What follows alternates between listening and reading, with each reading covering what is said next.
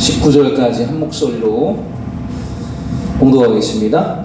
이와 같이 당일에 여호와를 섬길 일이 다 준비되매 요시야 왕의 명령대로 유월절을 지키며 번제를 여호와의 제단에 드렸으며 그때에 모인 이스라엘 자손이 유월절을 지키고 이어서 무교절을 7일 동안 지켰으니 선지자 사무엘 이후로 이스라엘 가운데서 유월절을 이같이 지키지 못하였고 이스라엘 모든 왕들도 요시야가 제사장들과 레위 사람들과 모인 온 유다와 이스라엘 무리와 예루살렘 주민과 함께 지킨 것처럼은 유월절을 지키지 못하였더라.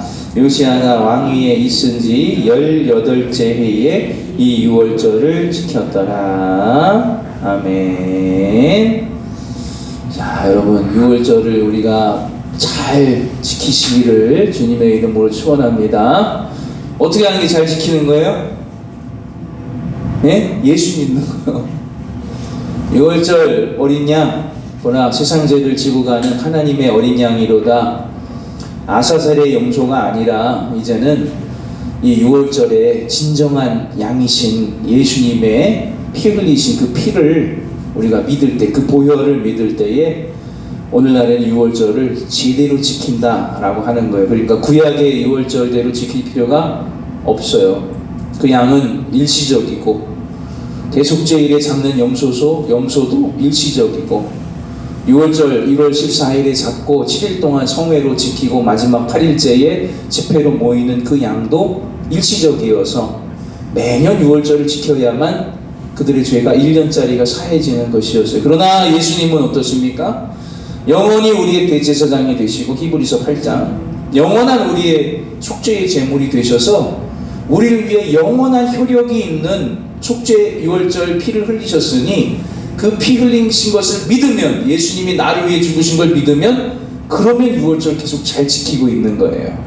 그러나 이건 이제 구약이니까 이상하죠? 요시야 왕 18년째 되던 해에 유월절을 이제야 제대로 지켰더라라고 나오는데 우리가 몇 주 전에 살펴봤던 역대하 30장에 히스기야 왕이 유월절을 또 지킨 이야기가 나오거든요. 그때 유월절 지킨 건 제대로 지킨 건 아니었다라고 말씀을 함께 나누었어요. 히스기야 왕 때도 예배와 찬양과 기도가 회복되고 또 치유까지 기도로 인해서 나타났다 했는데 유월절 때도 치유가 나타났습니다. 무슨 일입니까? 30장에 어떤 내용이 있어요?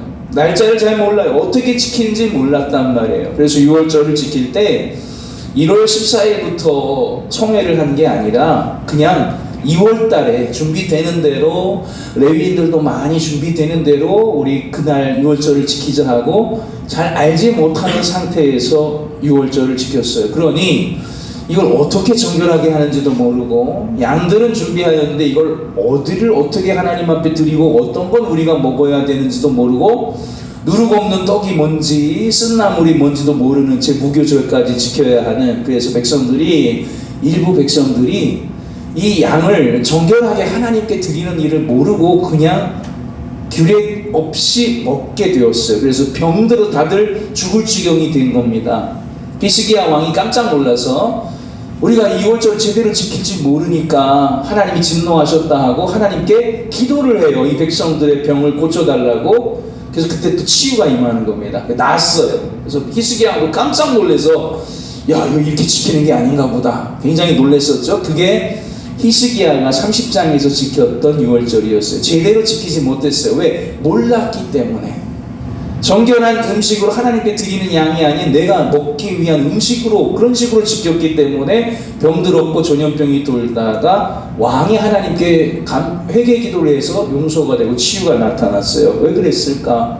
요시야 왕 때는 왜 하나님이 이제야 처음으로 사무엘이 드린 이후로 이제서야 제대로 한번 너네가 유월절을 지켰구나. 14일부터 딱 양을 잡고 무교병을 먹으며 8일 동안 금식하고 정결하게 지내다가 마지막 날 성회로 모이는 히스기야 때는 2주 연속을 모였어도 그 방법을 몰랐기 때문에 제대로 유월절 지킨 것이 아니었어요. 제대로 예배 드린 것이 아니었어요. 왜요? 그냥 내 열심으로만 드렸기 때문에. 그러나 요시야 왕 때는 성전 수리하다가 하나님의 말씀이 두루마리가 발견되고 말씀, 이렇게 하나님 말씀하신 대로 요렇게 하는 게 이게 진짜 날짜는 1월 14일이구나 라는 것까지 우리가 뭔가를 성수하고 지킨다 할 때는 그 날짜대로 하나님 말씀하신 규례대로 지키는 걸 지킨다라고 하는 거예요. 그러나 열심은 있으나 방법을 알지 못하면 말씀을 근거로 하지 않으면 히스기야 왕처럼 잘못 지키게 되고 지켰다 함은 있으나 하나님 기뻐하심은 없이 오히려 전염병이 일어나서 백성들이 고생하게 되고 또 기도해서 치유가 임하게 되는 그런 일들이 나타나게 된다. 즉 하나님 앞에 바로 지키고 하나님 앞에 예배를 제대로 6월절 지킨다는 게 근거가 뭡니까? 말씀을 기초로 해야 된다는 거예요. 그래서 성경 말씀을 외우고 암송하고 어제도 강조한 것처럼 말씀 중심으로 하지 않고 그냥 열정으로만 열심으로만 하면 열심히 다른 방향으로 가는 거예요. 6월절을 2주나 지켰다니까요. 이거 한 주만 지키면 8일이 아니라 2주를 지켜서 한 번 더 합시다라고 한 번 더 했어요. 너무 기분 좋아서 한 번 더 성에 모입시다. 말씀이 너무 은혜로우니까 한 번 더 며칠 더 집회를 합시다. 아무 소용없어요. 왜? 하나님 규례대로 지키지 않으면 소용없는 거예요. 내 열심만 있어서 그냥 하나님 변화상에서 예수님의 아주 완전한 모습을 보니 그냥 여기 있죠. 베드로가 그랬잖아요. 열심은 있고 기쁨은 있고 감정은 복받쳐 올랐는데 하나님이 원하시는 규례와 율례대로 행하지 못하면 하나님 받으시는 게 아니었다라는 것이죠. 그리고 드디어 요시야 왕 때에 처음으로 18년 만에 왕이 된 지 18년 만에 하나님이 처음으로 제대로 내가 6월절 지키는 걸 받았노라 이런 말씀이 오게 되었던 거예요. 오늘날에도 그러면 이 신약 이후 예수님의 구원 이후를 살아가는 우리들도 6월절을 잘 지켜야 하는데 6월절은 폐지되었으니 6월절의 정신 우리를 구원하시고 우리를 살리는 나 대신 죽어주는 어린 양의 피를 문설주와 박물문에 칠한 문은 내가 그 피를 보면 장자를 멸하는 주님의 사자가 그 집을 그냥 넘어가리라. 그래서 넘어간다 6월이었는데 우리도 하나님이 다 죄인이어서 모두 다 지옥에 가야 할 그런 죄인으로 우리를 바라보시지 아니하고 우리를 구원하시고 우리를 넘어가시는 우리의 죄를 간과하시고 우리를 의롭지 않은데도 의롭다고 불러주시는 이유는 무엇이냐면 예수의 보혈 때문인 줄로 믿으시기를 바랍니다. 그 예수의 보혈을 믿고 예수님은 어떤 죄도 용서하신다는 걸 온전히 신뢰하고 그 말씀 하나님이 말씀하신 대로 예수님이 이제 우리를 구원하시는 구원의 주님이 되셨으니까 그 의를 덧입겠다고 믿고 신앙생활하고 성화의 길을 살아가는 하나님의 그 복음을 모르고 그 보혈의 공로를 모르는 자들 전 세계로 나가 선교하고 전도하겠다고 헌신하는 자들이 바로 6월절을 오늘날 제대로 지키는 사람들이라는 거예요.